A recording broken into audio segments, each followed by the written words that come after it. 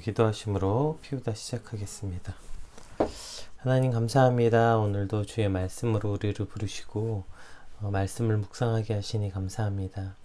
오늘도 새롭게 시작할 오늘 새 날을 주심도 감사합니다. 오늘 하루 가운데 말씀으로 살게 하시고 이 말씀이 우리 삶을 지탱하는 기준이 되게 하시고 오직 진리의 말씀을 따라 살아가는 시간들이 되게 하여 주시옵소서.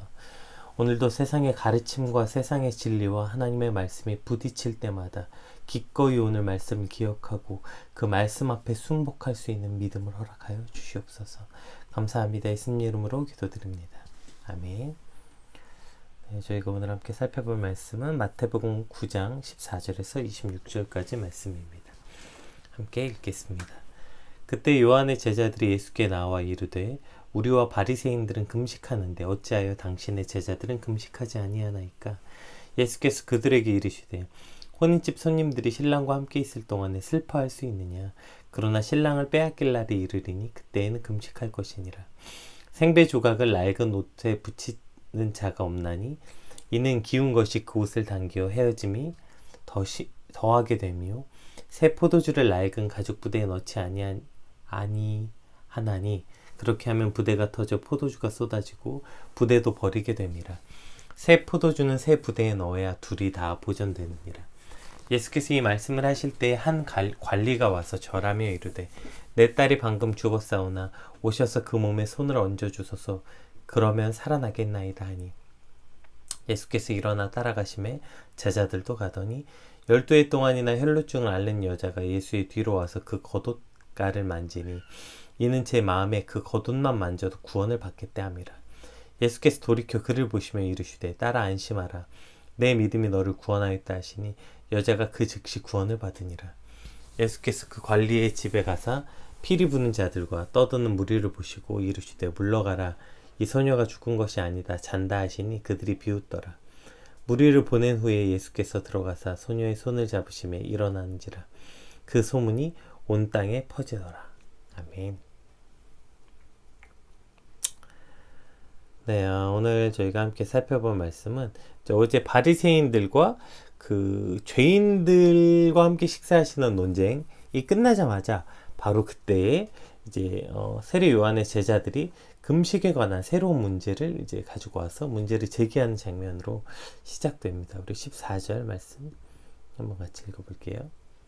그때 요한의 제자들이 예수께 나와 이르되 우리와 바리새인들은 금식하는데 어찌하여 당신의 제자들은 금식하지 아니하나이까? 라고 묻고 있는 것입니다. 그러니까 얼마 전에도 저희가 금식에 관해서 예수님이 가르치심 살펴보았던 것처럼 그들이 매주 이틀씩 금식하던 소위 경건한 유대인의 규례였죠. 그러니까 우리와 바리새인들은 금식하는데 그 규례에 맞춰서 근데 당신의 제자들은 왜 금식하지 않냐? 이러한 질문입니다. 그러니까 경건한 유대인들, 경건한 신앙인들은 이와 같은 모습을 해야 되는데 당신의 제자들은 왜 그렇지 않냐는 질문입니다. 이제 이것은 이제 금욕적인 삶을 살았던 자신들의 스승인 요한은 감옥에 갇혀서 고통받고 있는데 예수님과 그 제자들은 죄인들과 어울려 먹고 마시는 모습에 아마 더더욱 이와 같은 질문을 했던 거예요. 아마 분에 차 있을 수도 있었겠죠. 우리는 여기서 아주 위험하고 잘못된 그 질문의 핵심을 볼 수 있어요. 이 질문 속에는 자신만의 종교적 독선과 교만에 사로잡힌 이들이 어떠한 질문을 하고 있는가, 어떠한 지적을 하고 있는가 이것을 볼 수 있는 거죠. 너희는 왜 우리 같지 않냐? 라는 질문. 아니, 질문을 빙자한 지적이죠. 왜 우리 같이 신앙생활 하지 않냐? 이와 같은 지적인 거예요. 여러분 잘 보세요. 이 질문을 하는 지금 이들이 요한의 제자들이라고 지금 표현되어 있어요. 요한은 누구였습니까? 요한이 우리가 마태복음 3장 7절에서 이미 살펴보았죠. 요한은 이런 사람이었어요. 한번 같이 읽어볼게요. 요한이 많은 바리새인들과 사두개인들이 세례를 베푸는 데로 오는 것을 보고 이르되 독사의 자식들아 누가 너희를 가르쳐 임박한 진노를 피하라 하더냐. 이미 저희가 마태복음 3장에서 요한이 그 바리새인들을 향해서 이와 같은 그 지적, 이와 같은 책망을 한 것을 이미 우리가 봤다고요. 그런데 지금 이미 요한은 이와 같은 바리새인들과 서기관들의 외식과 형식적인 신앙에 대해서 강력하게 비판했고 그것을 견제했던 사람이었잖아요. 그런데 그의 제자들이 지금 나와서 뭐라고 말해요? 우리와 바리새인들은 금식하는데 너희들은 왜 안 하냐? 이렇게 말하고 있는 것입니다. 여러분, 이것이 우리가 신앙생활을 하면서 반드시 기억해야 되는 모습이에요. 왜 우리 같지 않냐는 이 질문이 얼마나 지독한 독선과 교만의 전형적인 모습인 것을 우리는 깨달아야 하는 것입니다. 너는 왜 나와 같지 않아? 너는 왜 나같이 열심히 안 해? 너는 왜 우리같이 기도하지 않아? 너는 왜 우리같이 봉사하지 않아? 문제는 본인도 처음에는 왜 우리 같지 않냐는 질문과 그런 질문을 하는 사람들을 비난하고 비판하고 교회가 그러면 안 된다. 그렇게 독선적이고 형식적이면 안 된다. 그러한 가르침을 받았고 그렇게 비판했던 사람들 혹은 어쩌면 비판했던이 아니라 지금도 그렇게 생각하고 지금도 그렇게 형식적인 신앙생활 하는 사람들 향해서 비판하고 있는 사람들이면서 자신도 똑같은 그러한 기준으로 사람들을 판단하고 비판하고 있다는 것입니다. 지금 요한의 제자들이라는 것은 이와 같은 모습이에요. 요한은 이러한 형식적인 사람들, 이러한 외식하는 사람들 향해서 저렇게 지독한 어떤 그 독선? 강력한 비판의 말로 그들에게 그렇게 말했던 비난했던 그 요한의 제자들이었잖아요. 그런데도 불구하고 그들이 지금 와서 이와 같이 말을 하고 있는 거죠. 왜 우리 같지 않냐? 이 질문이 얼마나 아이러니하고 자가당착에 빠져있는 모습을 보게 되는 거죠. 참 아이러니하게 목회자 가정에서 자라고 목회자 자녀로서 자라면서 사람들의 이러한 시선, 너는 목사 딸이면서 너는 목사 아들이면서 왜 우리 같지 않냐?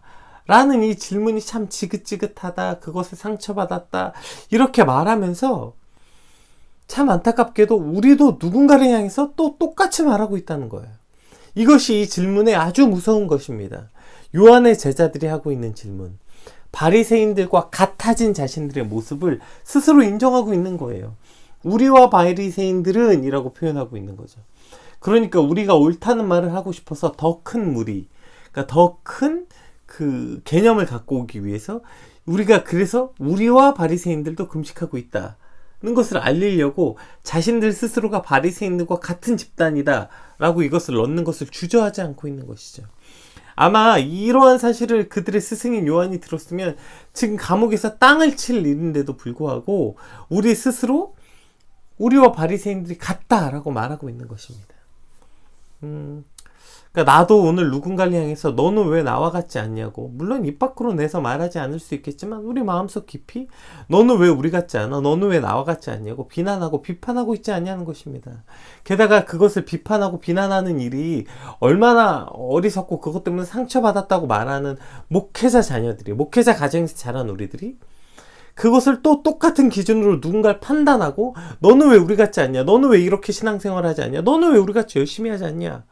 라고 말하는 것이 얼마나 큰 어리석음이고 종교적 편견, 독선인지를 잊으면 안 되는 것입니다. 당신은 왜 나와 같이 열심히 신앙생활 하지 않나요? 이와 같은 질문. 아니, 모양은 질문이지만 이 비난에 관해서 예수님의 말씀을 기억해야 돼. 우리가 며칠 전에 함께 살펴보았죠? 마태복음 7장 5절 한번 말씀 같이 살펴볼게요. 외식하는 자여, 먼저 내 눈 속에서 들보를 빼어라. 그 후에야 밝히 보고 형제의 눈 속에서 티를 빼리라. 그 사람이 당신과 같은 열심이 없고 그 사람이 우리와 같은 신앙의 깊이가 없어 보일지라도 그것을 가지고 왜 우리 같지 않냐고 비난하는 그것이 바로 들보라는 것입니다.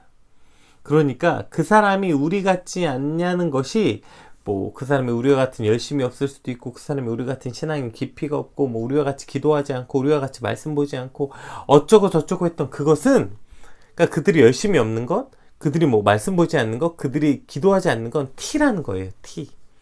근데, 그것을 가지고 왜 우리 같지 않냐고 비난하고 고치려 드는 그 독선과 교만이 바로 들보라고요. 그것이 훨씬 더 미성숙한 들보라는 것을 기억하라는 것입니다. 그러한 마음과 태도부터 돌이키고 그러한 들보부터 먼저 깨닫고 회개하고 나서야 비로소 그 T에 관해서 우리가 함께 얘기할 수 있다는 사실을 기억하라는 것입니다. 당신은 왜 우리 같지 않냐는 이 질문, 우리도 상처받았다고 말하고 우리는 그렇게 하지 않을 거라고 말하면서 어느덧 우리도 신앙의 꼰대가 돼서 꽉 막힌 그리스도인으로서 살아가고 있지 않냐, 오늘 이렇게 돌아보게 되는 것입니다. 우리 안에도 이와 같은 종교적 독선과 교만함이 오늘 말씀을 통해서 교정받아지길 소망합니다. 이에 관해서 예수님께서는 세 가지 예를 들어서 말씀하고 있습니다. 15절 한번 말씀 볼게요. 첫 번째 예가 예수께서 그들에게 이르시되 혼인집 손님들이 신랑과 함께 있을 동안에 슬퍼할 수 있느냐, 그러나 신랑을 빼앗길 날이 이르리니 그때에는 금식할 것이니라. 자, 첫 번째 예가 이제 혼인에 관한 혼인잔치에 관한 예를 들어서 말씀해 주시죠. 당시 유대인들은 이제 금식일로 그들이 월요일하고 목요일날 지정해 놨었다고 했잖아요. 모세가 시내산에 올라갔다 내려온 날.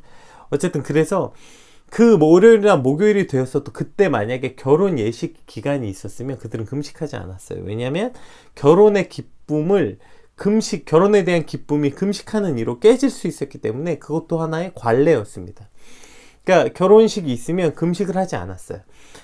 이것이 당시 사람들의 관례였기 때문에 예수님께서 지금 이것을 예로 드시는 거예요. 신랑이신 예수님과 함께 있을 때 금식할 때가 아니다. 그때는 슬픔에 잠길 때가 아니다.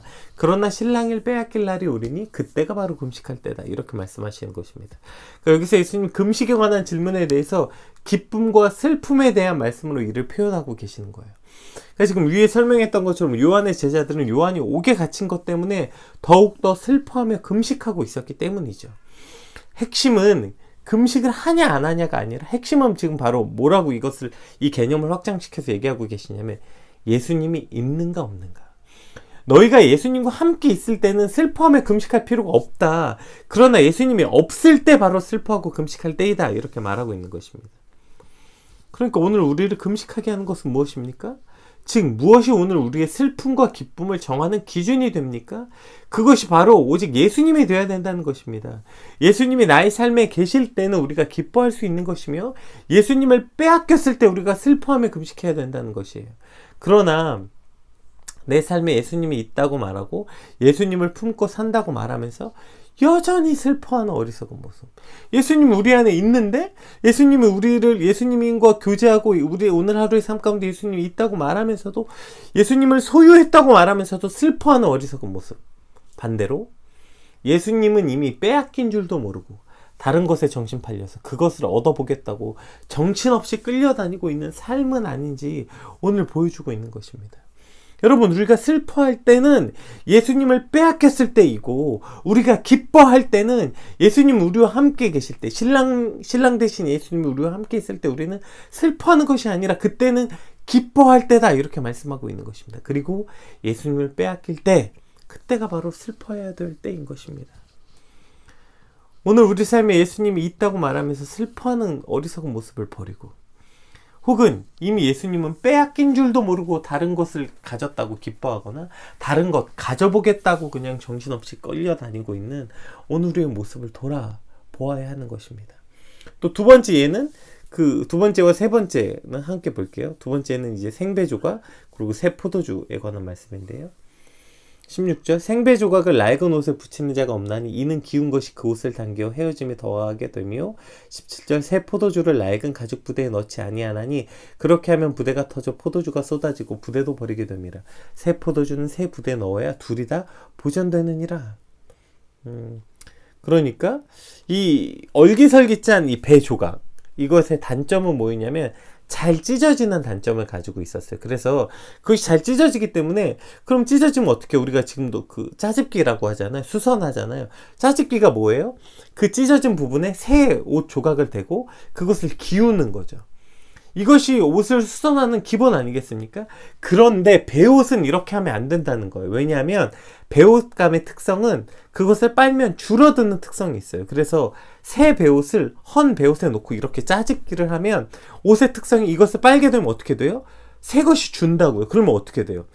이미 낡은 곳에 된 것이 다 같이 찢어지는 거예요. 그것이 줄어들면서 생배 조각 겉과 짜집기한 그 헌 부분이 다시 다 찢어지는 것입니다. 그래서 오히려 처음에 찢어진 것보다 훨씬 더 크게 많이 찢어지는 것이죠. 그래서 그렇게 하면 안 된다는 것이 상식이었어요. 또 포도주 역시 비슷합니다. 이제 포도주는 그 발효가 되면서 팽창하게 되죠. 그러면 낡은 부대 가죽은 이미 한번 팽창했던 거예요. 그래서 신축성이 없기 때문에 새 포도주를 낡은 가죽에 넣으면 당연히 신축성이 없으니까 새 포도주의 팽창력을 이기지 못하고 그 부대가 터지게 되는 겁니다. 그래서 새 포도주는 새 부대에 담으면 새 부대는 아직 늘어나지 않은 신축성을 가지고 있었던 가죽의 특성을 가지고 있기 때문에 새 포도주를 새 부대에만 담아야 그것이 팽창력, 그러니까 그 포도주가 발효되면서 팽창하는 것을 그 담을 수 있는 신축성을 가지고 있었기 때문에 새 부대에 담아야 되는 거예요. 이는 율법과 그들이 가지고 있었던 유대교 전통에 관한 가르침이 아니라 바로 예수 그리스도가 진리이심을 말씀하고 있는 거예요. 그들이 가지고 있었던 그 과거의 전통, 그것이 바로 헌 옷, 헌 부대라는 것입니다. 그러나 그것이 아니라 진짜 진리는 바로 예수 그리스도라는 거예요. 너희가 그동안 스스로 만들어 놓은 유대의 전통들이 참이 아니라 바로 오직 예수 그리스도가 참 진리라는 것입니다. 그렇기 때문에 새 부대에 담아야 된다는 것이에요. 이것은 오늘 우리 삶도 마찬가지 아닙니까? 우리에게 헌 것은 무엇입니까? 낡은 가치와 낡은 생각은 무엇입니까? 바로 우리가 예수님을 나의 구주로 내 삶의 구주로 모셔드리기 전, 그러니까 내 삶의 목표로 삼기 전에 했던 생각들, 우리가 당연하다고 여기고 거의 상식이라고 여겼던 세상의 그 모든 생각, 세상의 그 모든 가치가 바로 낡은 배우시면서 낡은 가죽 부대인 것입니다. 오늘 우리가 예수 그리스도를 나의 구주로 받아들였다면 예수님이 내 삶의 진정한 가치, 그리고 거의 유일한 가치로 받아들였다면 그 전의 가치들은 버려야 되는 것입니다. 그 전의 세상의 기준, 세상의 가치, 그것이 바로 그것을 가지고 생배 조각을 덧대고 헌 가죽에 그것을 담게 되면 그 모든 옷이 찢어지거나 가죽 부대가 터지는 것은 매우 당연한 것입니다.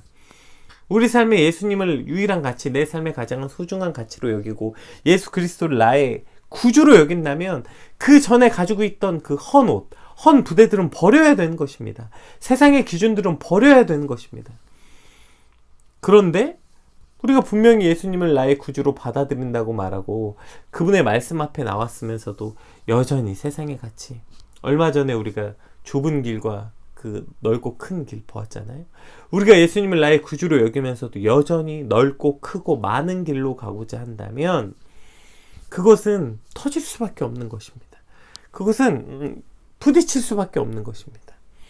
우리가 예수님을 나의 구주, 나의 유일한 소망으로 받아들였다면 이 땅을 살아가는 나의 가치도 삶의 방식도 새 것이 돼야 함을 말씀하고 있는 것입니다.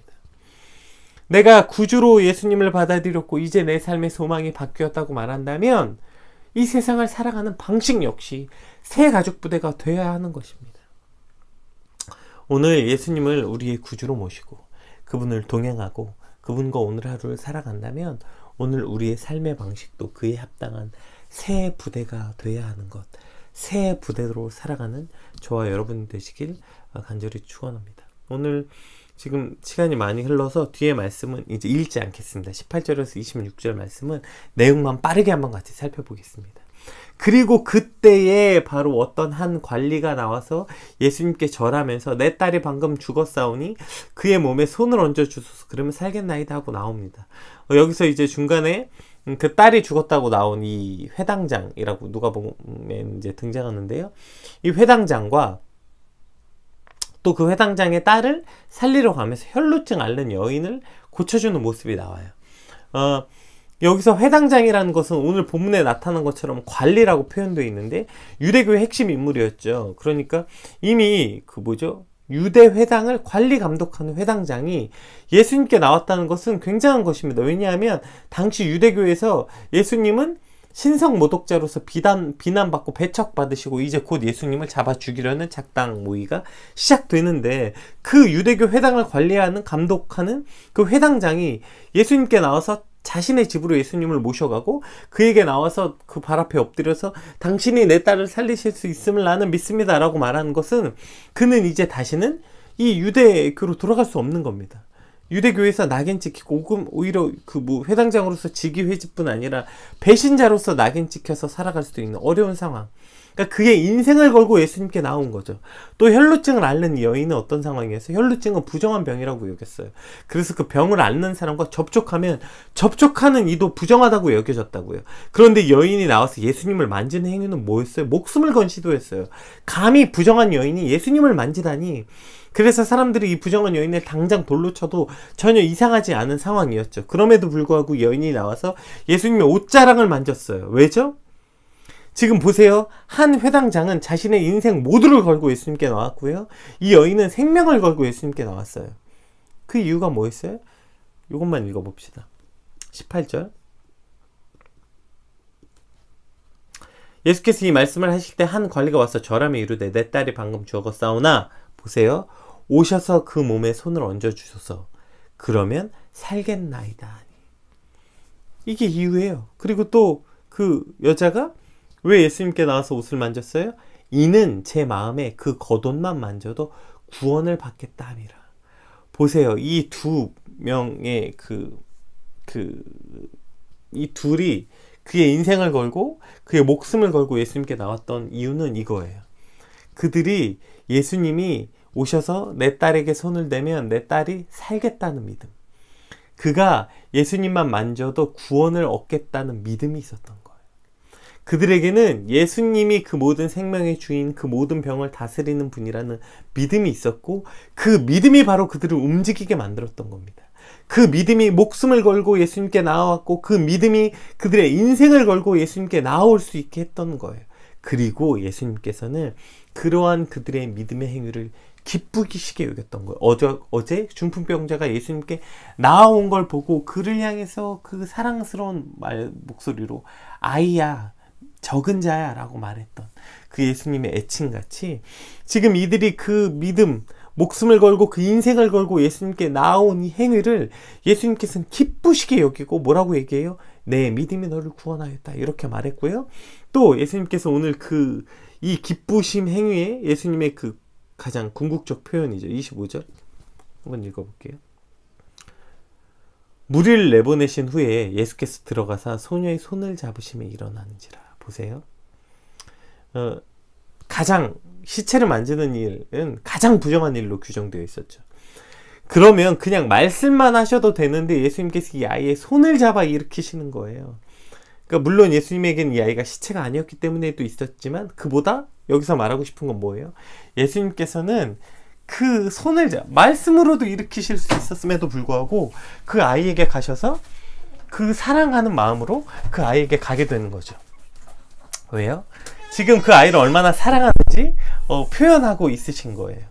그러니까 그냥 말씀으로 그 아이를 일으켜 세우실 수 있음에도 불구하고 그 믿음의 결단과 행위를 기뻐하시는 예수님께서 그 아이를 친히 손을 잡아 일으키심으로 이 아이를 얼마나 사랑하시는지 그 믿음의 행위를 얼마나 기뻐하시는지 보여주고 있으신 것입니다.